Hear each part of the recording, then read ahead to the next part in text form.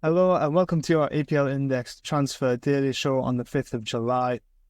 But yeah, it's all quiet again. A lot of the big clubs are quite quiet. Arsenal and Chelsea, the only big clubs making a lot of moves, but that hasn't stopped the rest of the league.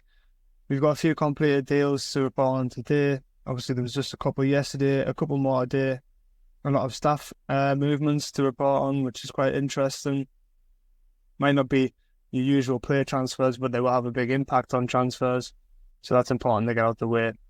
Some of these big clubs, it does seem like they're waiting for these international tournaments to maybe finish before doing their business, the likes of Liverpool, Man City. But it doesn't seem to be stopping Arsenal and Chelsea, who are quite busy in the window. But there's a lot of paper talk as usual, but we'll start off with the confirmed deals as always. So start with Arsenal. We mentioned there that they've been busy. They have completed the £27 million permanent signing of David Raya, who obviously spent the season on loan at the Gunners. Last season, there was a buy option in that clause, as many will remember. It was labelled at the time as a way to get around the PSR and the financial fair play rules. That has run through. Obviously, Raya impressed for Arsenal last season. 16 clean sheets, got the Golden Glove, only conceding 16 goals, I'm pretty sure as well. So yeah, Arsenal will be over the moon to get that one done, but that was always just a matter of time. In terms of another confirmed deal, another one that's been obviously not as expected as David Raya, but it's been in the works for a couple of weeks, is Moussa Niakhaté of Nottingham Forest has joined Olympique Lyon for £27 million. It was rumoured to only be around £21 million in and around the PSR deadline, but the reports today suggested that is a higher fee at £27 million. Niakhaté will join Aurel Mangala, who left Nottingham Forest for Lyon as well earlier this week in a £15 million move. So all in all, that's £42 million roughly raised for Nottingham Forest, which will help with their PSR issues in the future.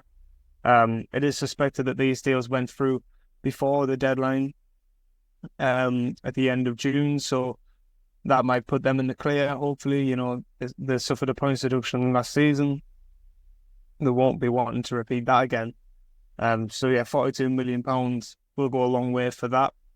But that's all, the only two completed deals as such. We have a few Romano updates that we'll get on to pretty soon. But just while we're on the PSR chat, we'll quickly touch on this. It's not so much transfer news, obviously it's transfer related.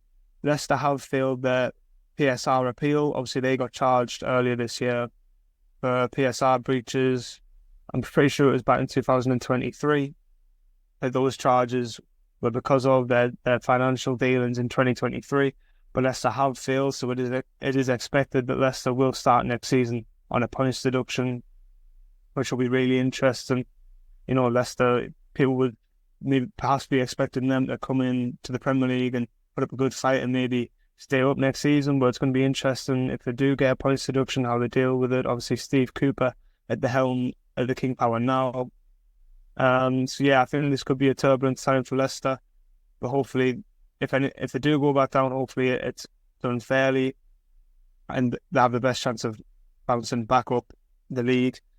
Standing a good chance at the next time, but hey, they might prove us all wrong. They might stay up next season. We'll just have to sit tight and wait and see with that one.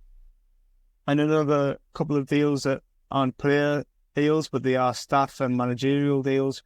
Erik ten Hag has signed his new contract. That's confirmed by the club. It's a 2-year contract, which will keep him at Old Trafford until 2026. There'd been a lot of talk about ten Hag potentially leaving the club at the end of the season, with Man United finishing 8th, which is their lowest position finish in the Premier League history, if I'm not mistaken. But that FA Cup win against Man City has seemingly went a long way in keeping his job and keeping that Man United project alive for him.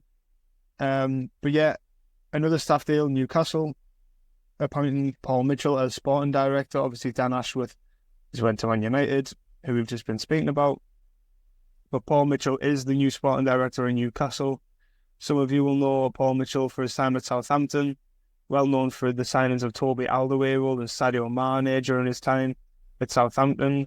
Really laid the foundations for the success that Southampton had in the Premier League and domestically for the years following their promotion to the Premier League. He really laid the foundations. After that, he got the move to Tottenham Hotspur, where he signed the likes of Heung-min Son and Kieran Trippier, most notably. And since then, he's been at RB Leipzig and AS Monaco abroad.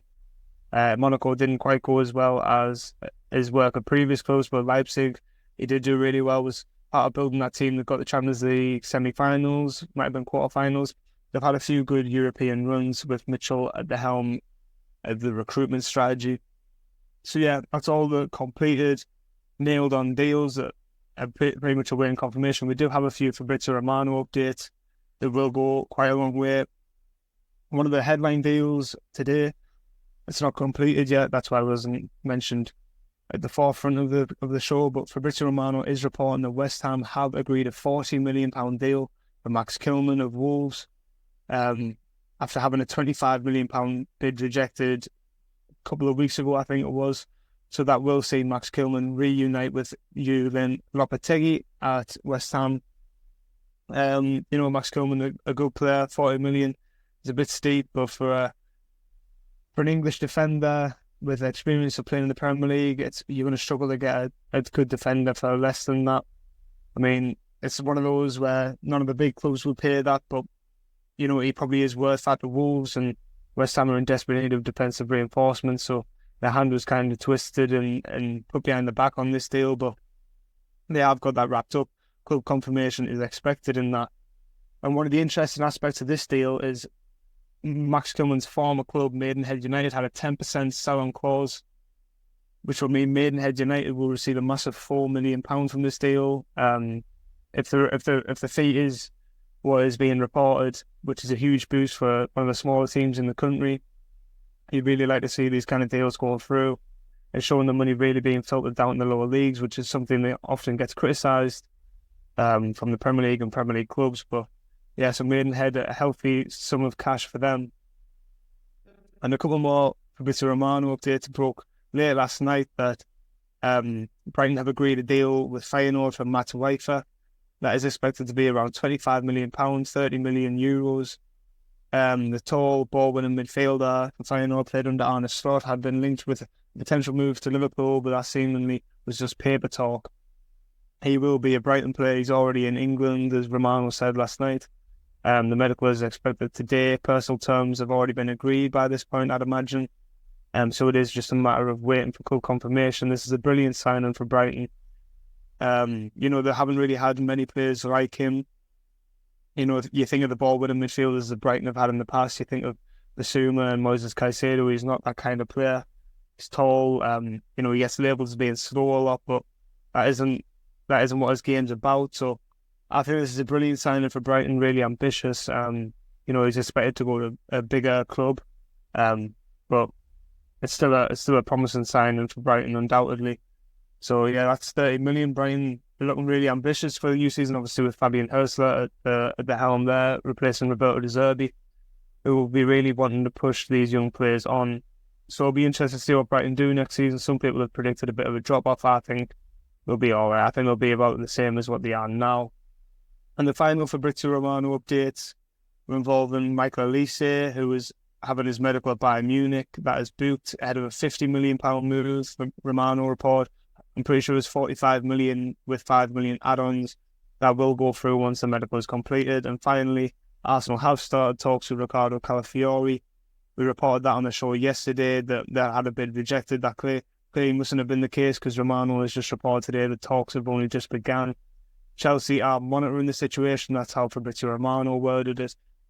But I'll be surprised if Arsenal don't get the man on this one. He's exactly what they need, that left-hand side, Jakub Kiwior, and Alexander Zinchenko. Arteta doesn't really seem to fancy either of them. Calafiori would fit that bill on the left-hand side perfectly. He impressed at Euro 2024 for Italy. It was only a matter of time before he got a big move from Bologna.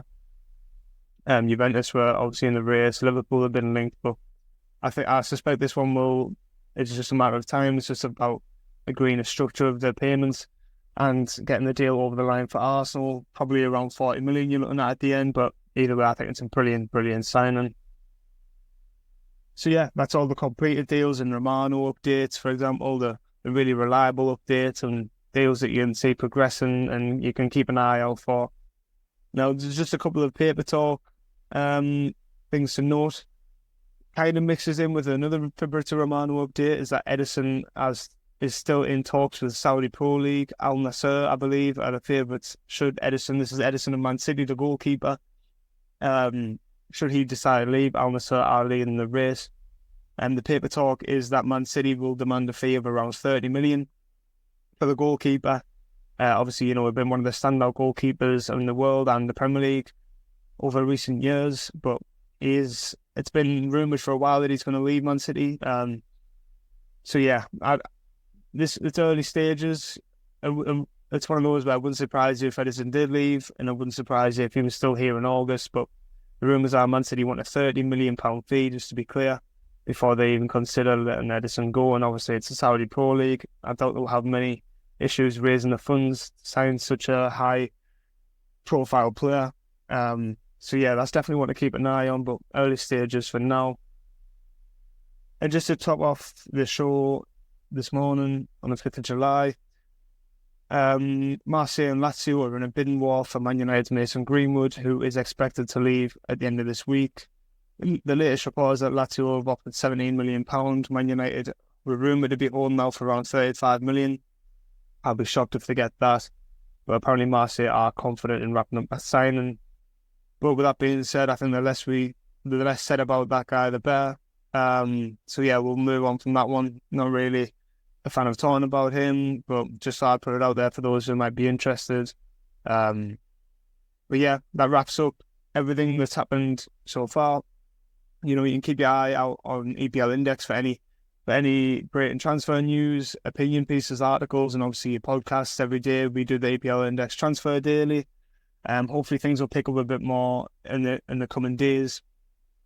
But yeah, definitely keep an eye out and look out for EPL Index Transfer Daily. I'll be doing the shows over the next couple of weeks, and then Dave might be back. But either way, we will be doing them daily, so definitely keep an eye out, and things will get exciting very soon, I promise. So yeah, I'll see you guys in the next EPL Index Transfer Daily.